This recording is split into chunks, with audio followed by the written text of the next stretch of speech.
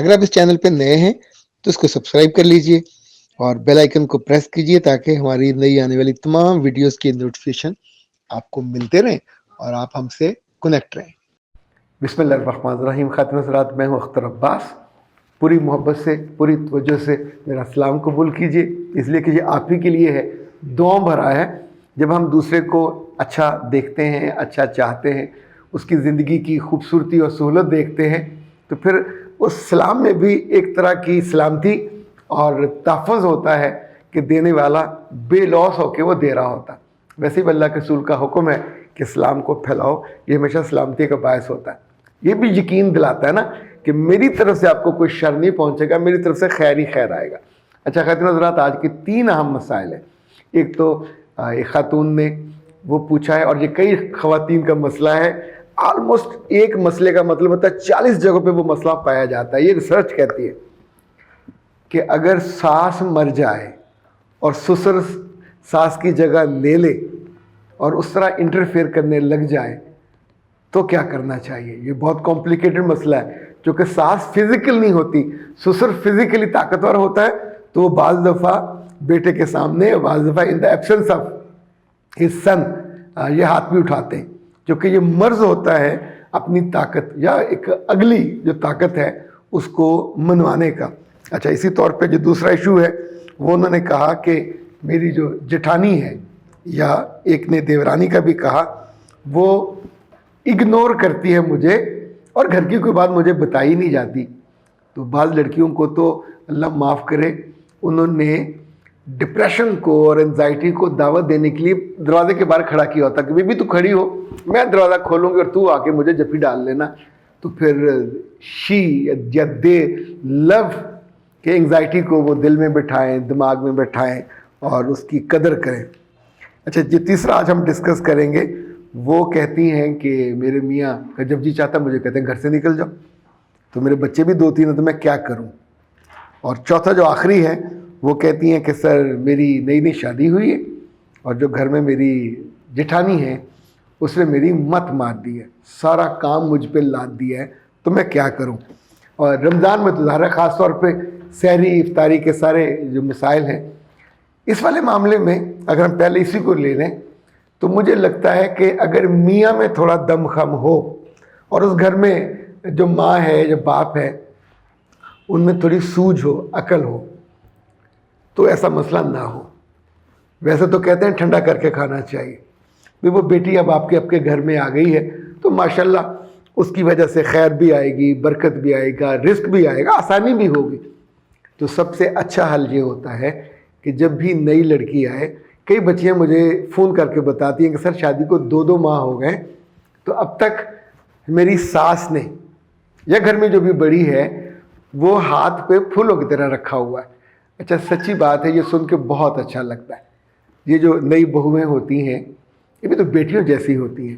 اگر ان کو کچھ مہینے آپ کچھ نہ کہیں، ذرا آرام کر لینے دیں، ذرا ان کو محبت سے جی بھی لینے دیں، محبت کر بھی لینے دیں، ساری عمر کام پڑا۔ یعنی جو ہی پریگننسی ہوگی تو پورا وجود خوشی سے آلموسٹ اس طرح آرام سے محروم ہو جاتا ہے، آپ ایک اور طرح کی ٹینشن اور تنگی میں چلے جاتے ہیں۔ پھر گھر کے کھانے اور پھر رشتے اور پھر مہمانداریاں سب شروع ہو جاتی ہیں اور وہ کرتی ہیں۔ تو اگر آپ مہربانی کیا کرو، ظالم نہ بنا کرو، ناانصاف نہ بنا کرو، ذرا سوچا کرو کہ آپ کے گھر میں ایک آیا مہمان ہے، اور یہ وہ مہمان نہیں ہے جو 3 دن کا ہے، یہ وہ مہمان ہے جس نے عمر بھر یہاں رہنا ہے، تو یہ والا مسئلہ نہ ہو۔ کیا خیال ہے اگر خواتین سے، جو بڑی عمر کی خواتین مجھے سن رہی ہیں، میں آپ سے بڑی محبت سے اور بڑے احترام سے اور بڑے اکرام سے یہ کہوں کہ اگر آپ اپنا دل جو اتنا پدہ سا ہے اس کو ذرا بڑا کر لیا کریں، اور آتے ہی ان کو ملازمہ سمجھ کے، مجھے وہ خواتین بہت کمتر سوچ کی لگتی ہیں کہ جو اپنی بہوؤں کے آنے پہ نوکرانیوں کو فارغ کر دیتی ہیں۔ اگر دنیا میں گھٹیا اور کمتر کاموں کی کوئی لسٹ بنے تو یہ بھی میں یقیناً اس میں شامل کروں گا کہ یہ اندر کی ایک بہت ہی بڑی خرابی کا پتہ دے رہی ہے، ناانصافی کا۔ آپ عادل نہیں ہیں اور آپ منصف بھی نہیں ہیں، اور آپ تکلیف دینے والی ماں ہو یا تکلیف دینے والی جٹھانی ہو یا جو بھی اس گھر میں بڑی حکومت کر رہی ہے۔ سو اس اصولی بات کے بعد اور اس معاملے میں جو میاں ہے اس کو گونگا بہرا اندھا نہیں ہونا چاہیے. اپنی بیوی کو جو وہ لے کے آیا ہے تو یہ یاد رکھنا چاہیے. گھر کے چھوٹے بچوں کو کیا سارے کام سونپ دیتے ہیں؟ چھوٹے بچوں کو بہت ساری چیزوں کی آزادی ہوتی ہے, لبرٹی ہوتی ہے. جیسے جیسے بڑے ہوتے ہیں پھر ہم ان کو گھر کے کام کاج پہ لگاتے ہیں. تو ان بچیوں کو جو نئی بہویں ہوتی ہیں فوری طور پر کام میں اگر آپ اس کو دھکیل دیں گے تو ان کے دل بھی مریں گے, ان کے جذبات بھی مریں گے, اور آپ کے بارے میں ان کے دل میں اکرام احترام محبت وہ پنپنے سے پہلے ہی فوت ہو جائے گی. اچھا جی, مسز ارم, یہ ان کا مسئلہ تھا کہ ساس فوت ہو گئی. اب آئی ڈونٹ نو ان کی ساس اچھی تھی یا بری, لیکن جو ان کو اس سے برا تجربہ یہ ہوا کہ سسر صاحب زندہ ہیں. اچھا, سسر کے بارے میں عام طور پہ جو میں سوچتا ہوں سب سے زیادہ باعزت آدمی گھر میں سسر کو ہونا چاہیے. He is like a father figure. اور گھر کے معاملات میں اور کچن کے معاملات میں سسر کو انٹرفیئر نہیں کرنا چاہیے, ایون جھانکنا بھی نہیں چاہیے. اور کام کرتے ہوئے اس کو ذائقوں پہ ٹیسٹ پہ یا فرمائش بندہ کر دے کہ بیٹا میرے لیے یہ بنا لینا. لیکن اگر آپ صفائی اچھی نہیں ہوئی, ڈسٹنگ ٹھیک نہیں ہوئی, تم کیا کرتے ہو, تو اب ایک ایک بات پہ تو پھر آپ کو اللہ سے شکوہ کرنا چاہیے کہ اللہ مجھے مرد کیوں بنایا, مجھے عورت کیوں نہیں بنایا. تو you deserve to become and behave like a women, اور وہ بھی لڑاکا اور بدتمیز قسم کی. تو آپ کو اللہ نے جو شاندار اعلیٰ مقام دیا, یعنی آپ کو بنایا وزیر, اور آپ کونسلر کے لیول پہ آ کے وہ کام کرنا چاہتے ہیں, تو کتنا بڑا غلط فیصلہ کرو گے. نمبر 1. نمبر 2, یہ جو لڑکے والے ہیں جب شادی کے 2-4 سال گزر گئے, بیوی آپ کے پاس ہے, بچے آپ کے ہو گئے, تو کب عقل آئے گی اور کب سمجھ کا آپ استعمال کرنے لگو گے. گھر کے کاموں کو کیجئے تقسیم, کبھی کاموں کو تقسیم کے بنا نہ رکھیے.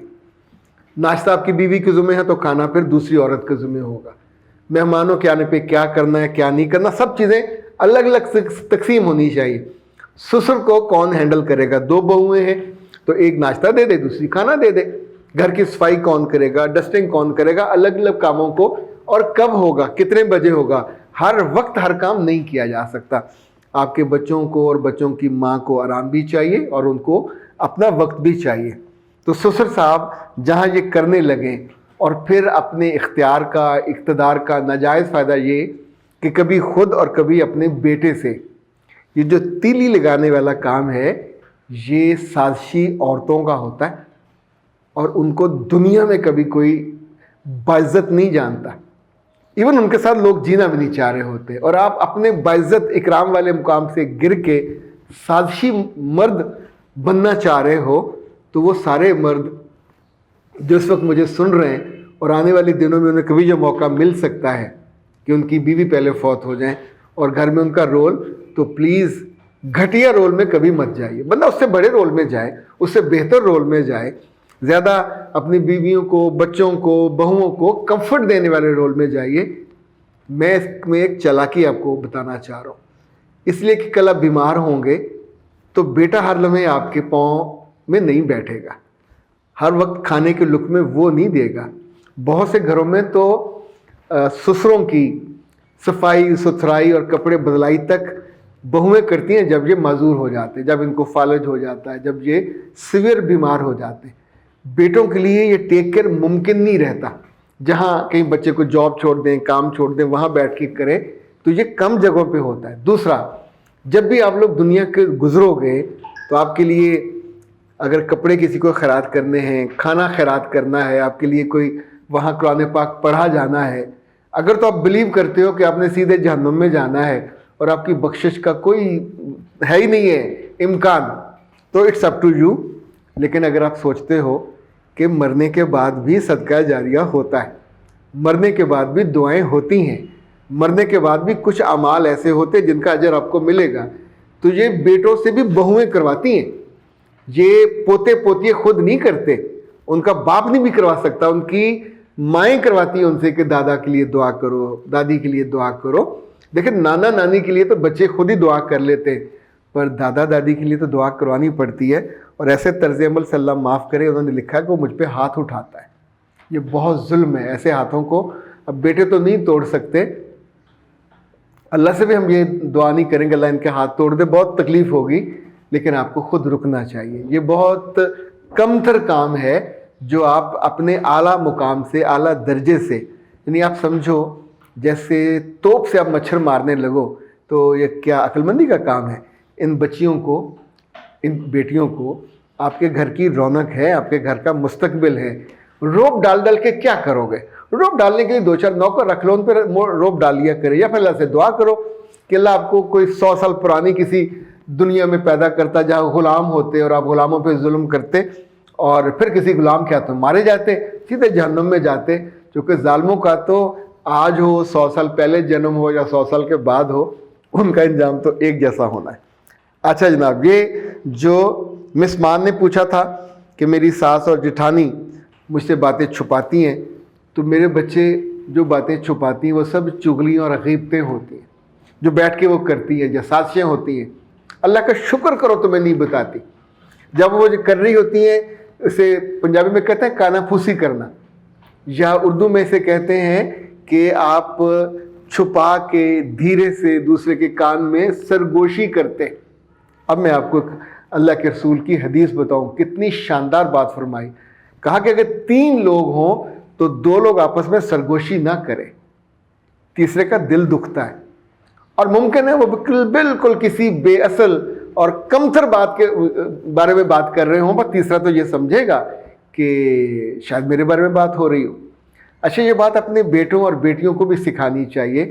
لگے ہاتھوں ہم اس کا فائدہ اٹھا لیتے ہیں کہ گھر میں, اسکول میں, کالج میں, یونیورسٹی میں جتنی لڑکیاں اور لڑکے جن کو یہ چسکا ہوتا ہے, لپکا اور عادت بن جاتی ہے کہ ذرا سی بات ہوتی, ایون کلاس میں باز نہیں آتی, اور کان میں ایسی وہ بات کریں گے یا مسکرائیں گے یا دوسرا مسکرائے گا, تو سم ٹائم ٹیچر پھر وہاں سے کہہ دیتا ہے کہ بیٹا اتنی ہی کوئی اہم بات تھی تو ہم کو بتا دو, ہم بھی مسکرا دیں, یا اتنی کو تکلیف زیادہ تھی تو باہر جا کے کر لو, ہم کو مت ڈسٹرب نہ کرو.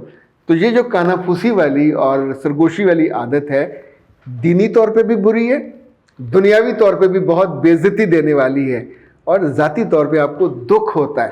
لیکن اگر آپ اپنے آپ کو مضبوط کر لو اور آپ سوچو کہ yes I am happy, I am strong, اور مجھے یہ جو عارضی لذت ہے, خوشی ہے, یہ نہیں چاہیے, کیونکہ اس کے اندر شر چھپا ہوا ہے. ممکن ہے آپ کے بارے میں بات کر رہے ہو, لیٹ دیم ڈو, کسی اور کے بارے میں کر رہے ہو, کرنے دیجئے. اگر تو سچی بات ہے, خاندان کی بات ہے, تو یہ ایسے ہوتا ہے جیسے پانی, وہ روک لیں گی, دائیں بائیں سے ہو کے آپ تک تو پہنچ جانی ہے.